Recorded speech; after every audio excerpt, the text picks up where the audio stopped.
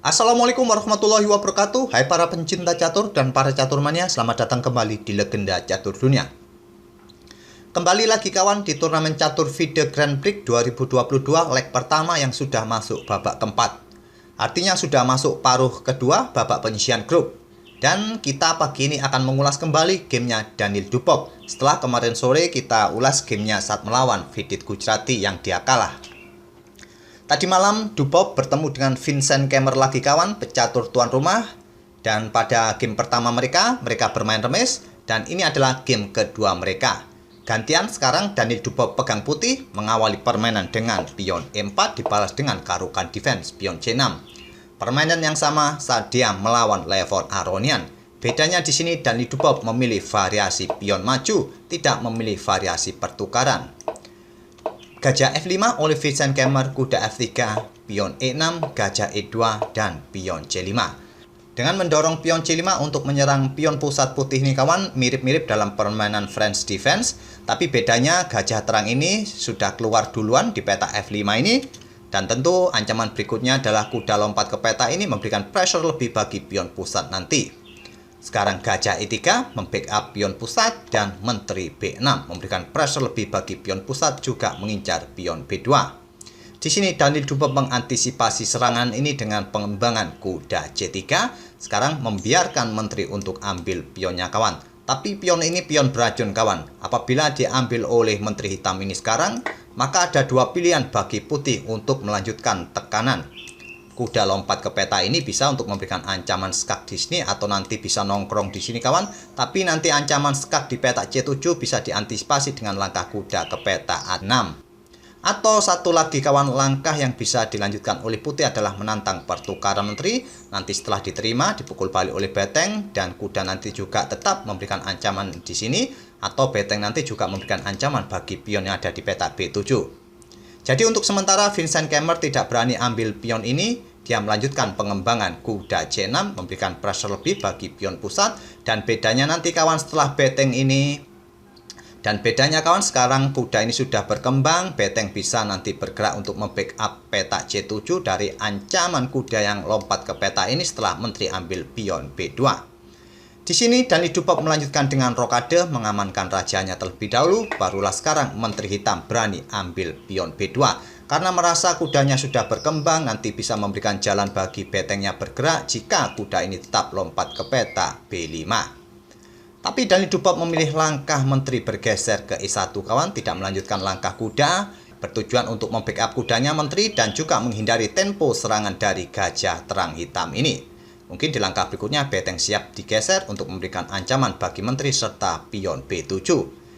Di sini Vincent Kemmer merespon dengan langkah pertukaran pion terlebih dahulu, pion C pukul pion D4 dipukul balik menggunakan gajah agar tetap gajah ini melindungi kuda ataupun pion pusat E5 ini kawan. Jika tadi memukul balik menggunakan kuda kawan, di sini putih akan mendapatkan dua ancaman nanti, yaitu pion ini diancam kuda atau gajah hitam nanti bergerak ke peta B4. Oleh karena itu Dubov memukul balik pion hitam menggunakan gajah, dipukul balik oleh kuda hitam, dipukul balik oleh kuda putih, memberikan pressure juga bagi gajah terang hitam ini. Vincent Kemmer melanjutkan dengan pengembangan gajah gelapnya ke B4, mengepin kuda, di backup oleh kuda di B5. Selain untuk membackup kuda atau saudaranya, kuda ini juga berpotensi memberikan ancaman skak garbuan. Oleh karena itu gajah A5 dan selanjutnya beteng B1. Menteri ambil pion C1, beteng bergeser ke C1, kembali mengancam menteri. Menteri kembali ke B2 dan beteng tidak mungkin bergeser ke sini kawan karena di sini sudah ada gajah. Jadi di sini kuda lompat ke A4 oleh Daniel Dubov menantang pertukaran menteri. Ini membuka diagonal gelap bagi gajah untuk pukul menteri putih kawan, tapi nanti kuda putih juga pukul menteri hitam.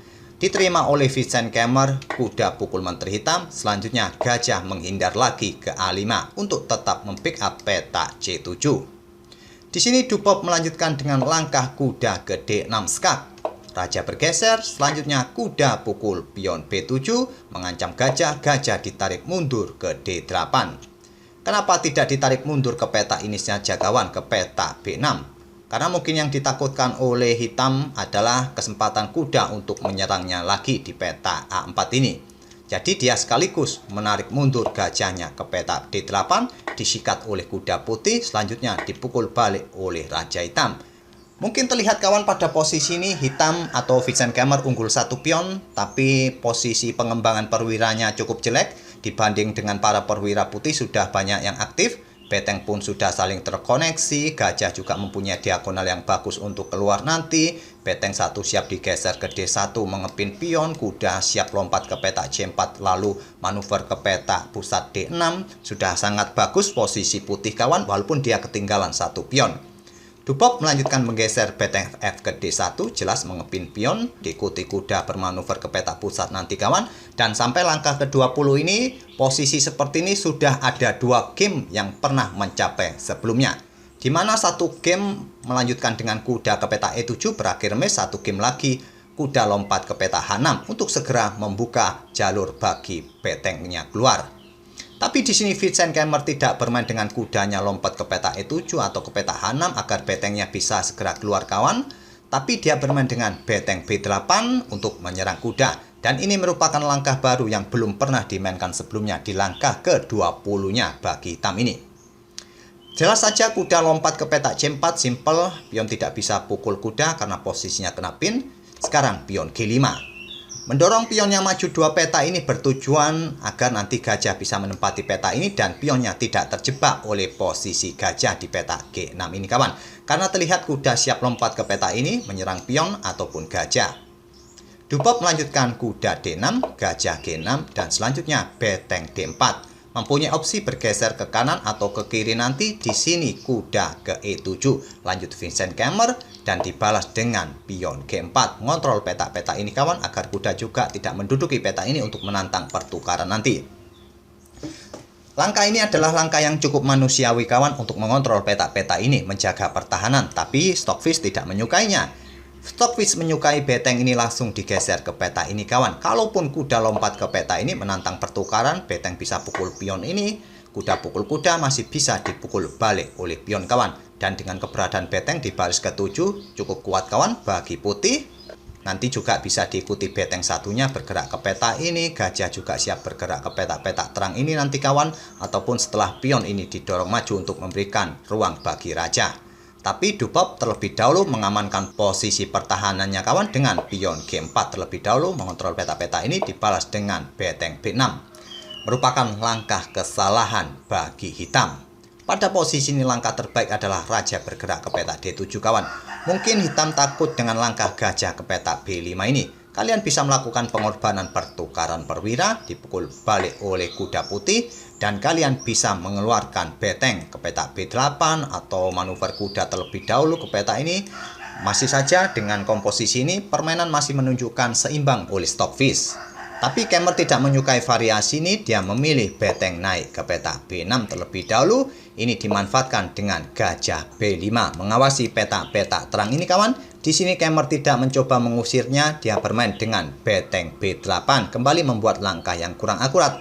Walaupun kalian langsung mengusir kawan dengan pion A6 ini, simple gajah ini tinggal mundur 1 langkah, tidak ada masalah. Kemmer memilih beteng B8 dan dilanjut dengan langkah beteng A4 mengincar pion. Di sini kuda ke C8 oleh Kemmer menantang pertukaran kuda. Tapi Daniel Dubok lebih memilih mengamankan kudanya kawan karena kudanya ini posisinya cukup bagus di sini. Coba lihat jangkauannya seperti belalai-belalai gurita di sini cukup kuat. Oleh karena itu dia lebih memilih melakukan pengorbanan pertukaran perwira beteng pukul kuda skak. Dipukul balik oleh beteng hitam selanjutnya beteng ambil pion A7 dan 1 langkah berikutnya adalah ancaman skak mat. Diantisipasi dengan beteng C7 kembali beteng A8 skak. Jika ditutup oleh beteng tentu simple disikat oleh beteng putih dan kalian akan kehilangan 2 beteng. Oleh karena itu pada posisi ini raja bergeser ke E7 menyerahkan beteng yang ada di peta A8 disikat oleh beteng putih. Selanjutnya memberikan ancaman skakmat di sini. Oleh karena itu pion F6 membuka diagonal terang bagi gajah mengawasi peta E8. Dubok menantang pertukaran beteng karena merasa unggul 1 perwira, ditolak bergeser ke A7 dan selanjutnya beteng ke C6. Di posisi ini Vincent Kemmer menyerah karena sudah merasa kalah perwira kawan dan ancaman berikutnya dari putih adalah skak garbuan terhadap beteng hitam. Dan apabila permainan tetap dilanjutkan seperti ini, beteng lari mengambil pion yang ada di peta A2, maka selanjutnya adalah beteng akan melakukan skak di peta C7. Jika raja ini lari ke peta gelap peta D8, ancaman skak mat 1 langkah. Jika lari ke peta F8, maka berikutnya adalah pion akan pukul pion. Dan tetap saja kawan, ancaman berikutnya adalah ancaman skak mat yang bisa didapat oleh hitam pada posisi ini. Mungkin beteng ini akan kembali ke peta A8 untuk mengawal baris ke-8-nya. Di sini gajah bisa bergerak ke peta D7 ke sini untuk mendapatkan pion-pion ini kawan. Dan sampai di sini saya tidak akan melanjutkan langkah-langkahnya lagi. Silakan kalian otak-atik bagaimanakah cara nanti hitam bisa lebih lama mainnya. Tapi tetap saja posisi hitam sudah kolaps kawan, sudah kalah perwira. Oke, itulah kawan permainan antara Daniel Dubois versus Vincent Keimer tadi malam. Ini adalah kemenangan pertama dari Daniel Dubois setelah 2 kali bermain remes dan 1 kali kalah, dan pada game keempatnya akhirnya dia memetik kemenangan atas Grandmaster muda asal Jerman ini. Dan berikut ini hasil-hasil partai-partai yang terjadi semalam kawan dan posisi para pemain-pemain yang ada di klasemen setiap grupnya. Setiap pemimpin klasemen nanti kawan akan berhak maju ke babak knockout atau semifinal, hanya diambil 1 pemain saja.